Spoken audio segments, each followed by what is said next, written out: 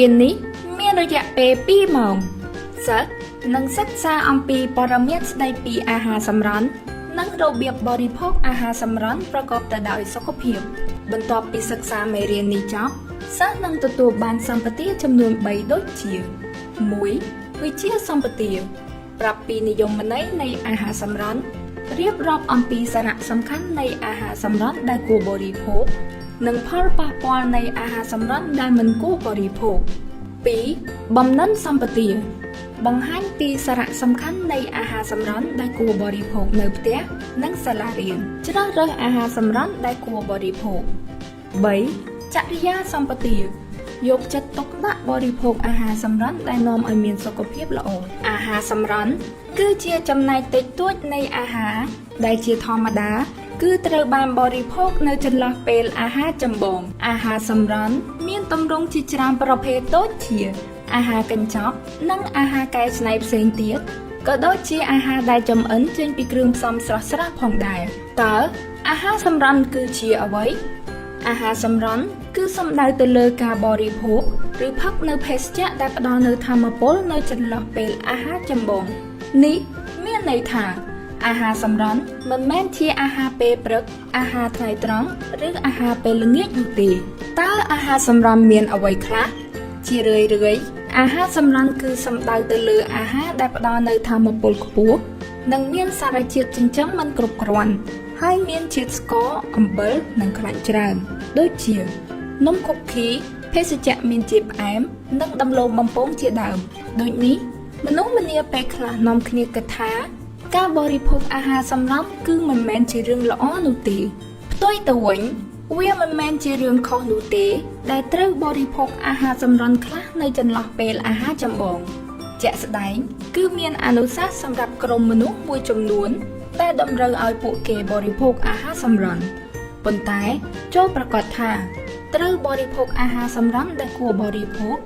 ជាងអាហារសម្រន់ដែលមិនគួរបរិភោគអាហារសម្រន់ដែលគួរបរិភោគជួយឲ្យអ្នកបង្កើននូវសារជាតិចិញ្ចឹមអាហារសម្រន់អាចជួយបន្ថយភាពឃ្លាននិងអាចផ្ចង់អារម្មណ៍បានល្អហើយក៏អាចជួយអ្នកពីការបរិភោគច្រើនជ្រុលនៅពេលបរិភោគអាហារចម្បងផងដែរសម្រាប់អ្នកដែលរើសចំណីការបរិភោគអាហារសម្រន់ក៏ជាឱកាសដើម្បីផ្ដល់នូវសារជាតិចិញ្ចឹមបន្ថែមផងដែរនៅផ្នែកបន្ទាប់អ្នកនឹងត្រូវបានពន្យល់អំពីរបៀបបែងចែកថាតើអាហារសម្រន់មួយណាដែលគួរឬមិនគួរបរិភោគតើអាហារសម្រន់ដែលគួរបរិភោគគឺជាអ្វី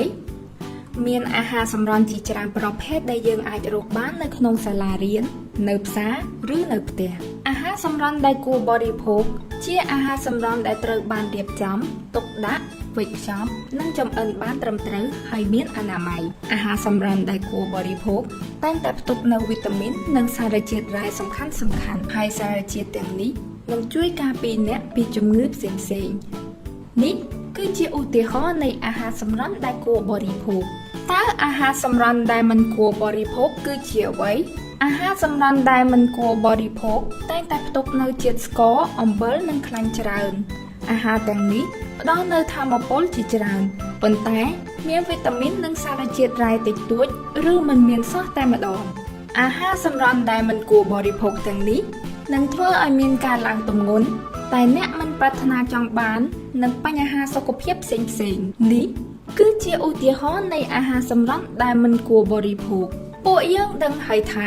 អាហារទាំងនេះគឺជាអាហារសម្រន់ដែលមិនគួរបរិភោគប៉ុន្តែវាមិនមែនមានន័យថាអ្នកមិនអាចបរិភោគអាហារទាំងនេះបាននោះទេ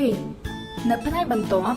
អ្នកនឹងត្រូវបានពន្យល់អំពីរបៀបបរិភោគអាហារសម្រន់ឲ្យបានត្រឹមត្រូវតោះពួកយើងនាំគ្នាគិតទៅមើលថាតើហេតុអ្វីបានជាការបរិភោគអាហារសម្រន់អាចជួយដល់មនុស្សមួយចំនួនបាន1សម្រាប់កុមារតូចពួកគេមិនសូវនៅស្ងៀមហើយឧស្សាហ៍ឃ្លានទៀតផងការផ្ដល់នូវអាហារសម្រន់ខ្លះៗជួយឲ្យពួកគេកាត់បន្ថយភាពឃ្លានបាន2សម្រាប់មនុស្សវ័យជំទង់ដែលមានភាពសកម្មពួកគេត្រូវការថាមពលជាច្រើនដើម្បីលូតលាស់ពេលខ្លះអាហារទាំង3ពេលគឺមិនអាចផ្ដល់ថាមពលគ្រប់គ្រាន់ដល់ពួកគេនោះទេដូចនេះអាហារសម្រន់អាចជួយផ្ដល់នូវថាមពលបន្ថែមដល់ពួកគេ3មនុស្សដែលមានតម្រូវការបន្ថែម មិនត្រឹមតែកុមារតូចនិងមនុស្សវ័យជំទង់ប៉ុណ្ណោះទេដែលត្រូវការថាមពលដើម្បីលូតលាស់ប៉ុន្តែស្ត្រីមានផ្ទៃពោះក៏ត្រូវការថាមពលនិងសារជាតិចិញ្ចឹមបន្ថែមផងដែរក្នុងករណីនេះអាហារសម្រន់អាចជួយផ្ដល់នូវសារជាតិចិញ្ចឹមបន្ថែមដែលពួកគេត្រូវការតើនឹងមានអ្វីកើតឡើងនៅពេលដែលអ្នកបរិភោគអាហារសម្រន់ដែលមិនគួរបរិភោគជារៀងរាល់ថ្ងៃឬជារៀងរាល់ពេលនៅពេលដែលអ្នកបរិភោគអាហារសម្រន់ដែលមិនគួរបរិភោគជារៀងរាល់ថ្ងៃក្នុងបរិមាណច្រើនអ្នកនឹងប្រឈមទៅនឹងបញ្ហាសុខភាពមួយចំនួនដូចជា 1. អាហារសម្រន់ដែលមានជាតិផ្អែមនិងជាតិខ្លាញ់ច្រើនអាចធ្វើឲ្យអ្នកលើសទម្ងន់ 2. អាហារសម្រន់ដែលមានជាតិប្រៃនិងជាតិខ្លាញ់ច្រើនអាចធ្វើឲ្យអ្នកមានជំងឺនៅពេលខាងមុខ 3. អាហារសម្រន់មានជាតិផ្អែមច្រើនអាចធ្វើឲ្យអ្នកពុកធ្មេញជាការពិតណាស់អ្នកនឹងមិនឈឺភ្លាមៗនោះទេបន្ទាប់ពីបរិភោគអាហារសម្រន់ដែលមិនគួរបរិភោគប៉ុន្តែនៅពេលដែលសកម្មភាពនេះក្លាយជាទម្លាប់អ្នកនឹងអាចប្រឈមទៅនឹងបញ្ហាសុខភាពដោយដែលបានរៀបរាប់នៅខាងលើនាពេលអនាគតហើយនេះគឺជាមូលហេតុដែលពួកយើងត្រូវមានការប្រុងប្រយ័ត្ននៅក្នុងការបរិភោគអាហារសម្រន់ជាពិសេសសម្រាប់កុមារដើម្បីបរិភោគអាហារសម្រន់ដោយភាពឆ្លាតវៃអ្នកត្រូវគិតលើចំណុចផ្សេងៗគ្នាដូចជា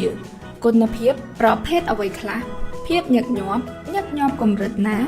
និងបរិមាណចំនួនប៉ុន្មាន 1. គុណភាព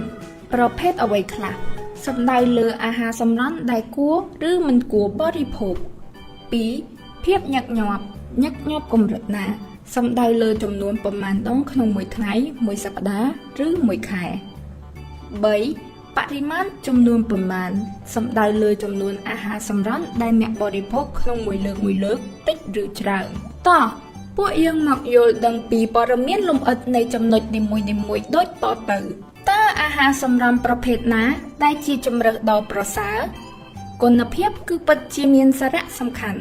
ប្រសិនបើអ្នកជ្រើសរើសអាហារសម្រន់គួរបរិភោគនោះមានន័យថាអ្នកកំពុងតែបន្ថែមសារជាតិចិញ្ចឹមសំខាន់ៗដូចជាវីតាមីននិងសារជាតិដែរប៉ុន្តែប្រសិនបើអ្នកជ្រើសរើសអាហារសម្រន់ដែលមិនគួរបរិភោគដែលសម្បូរទៅដោយជាតិស្ករអំបិលនិងខ្លាញ់ច្រើនអ្នកគួរតែពិចារណាឡើងវិញនិងបរិភោគដោយភាពឆ្លាតវៃក្រៅពីប្រភេទអាហារដែលអ្នកបរិភោគជាអាហារសម្រន់កត្តាផ្សេងទៀតក៏គួរតែពិចារណាផងដែរតើអ្នកបរិភោគញឹកញាប់កម្រិតណាក្នុងមួយថ្ងៃឬមួយសប្តាហ៍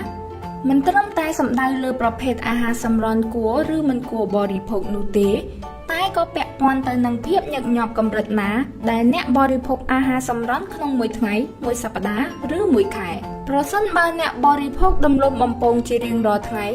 នោះអ្នកនឹងទទួលបាននូវជាតិអំបិលនិងខ្លាញ់ដ៏ច្រើនលើសលប់មកពីអាហាររបស់អ្នកប៉ុន្តែប្រសិនបើអ្នកបរិភោគតែមួយខែម្ដងនោះវាក៏មិនប៉ះពាល់ដល់អ្នកខ្លាំងពេកដែរដូចនេះការគិតទៅលើភាពញឹកញាប់ដែលអ្នកបរិភោគអាហារសម្រន់ប្រភេទណាមួយគឺពិតជាមានសារៈសំខាន់តើអ្នកបរិភោគច្រើនប៉ុណ្ណាក្នុងមួយលើកអ្នកក៏ត្រូវតែគិតផងដែរអំពីបរិមាណនៃអាហារសម្រន់ដែលអ្នកបរិភោគក្នុងមួយលើកតើវាមានបរិមាណតិចឬច្រើន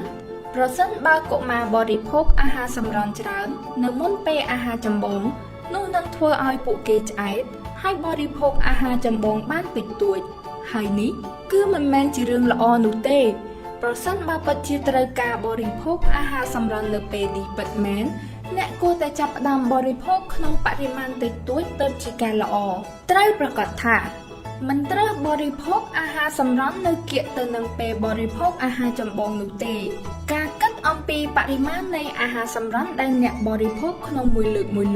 គឺពិតជាមានសារៈសំខាន់ណាស់ហើយមិនមែនជារឿងងាយស្រួលនោះទេសម្រាប់កុមារតូចៗក្នុងការគ្រប់គ្រងលើកត្តាទាំងនេះតែមនុស្សពេញវ័យអាចជួយដល់ពួកគេបានប៉ុន្តែអ្វីដែលសំខាន់ពួកគេត្រូវតែចេះគ្រប់គ្រងខ្លួនឯងនៅពេលធំឡើងតើអ្នកអាចបរិភោគអាហារសម្រន់ឲ្យបានប្រសើរដោយរបៀបណាដើម្បីបរិភោគអាហារសម្រន់ប្រកបទៅដោយសុខភាពអ្នកត្រូវគិតអំពីការរួមបញ្ចូលគ្នានៃចំណុចសំខាន់ទាំង3ខាងលើដើម្បីគ្រប់គ្រងលើទម្លាប់នៃការបរិភោគអាហារប្រកបដោយសុខភាព